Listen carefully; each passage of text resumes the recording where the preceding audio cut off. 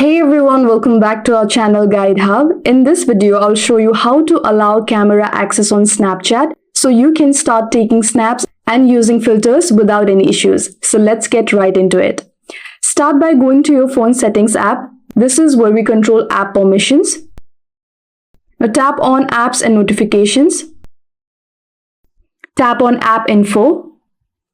Now scroll down through the installed apps and locate your Snapchat. Once you find it, just tap on it.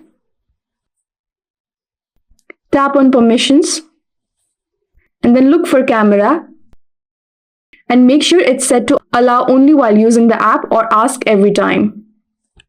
Now go back and open Snapchat. It should now have full camera access. You can start snapping right away. And that's it. You have successfully allowed camera access on a Snapchat.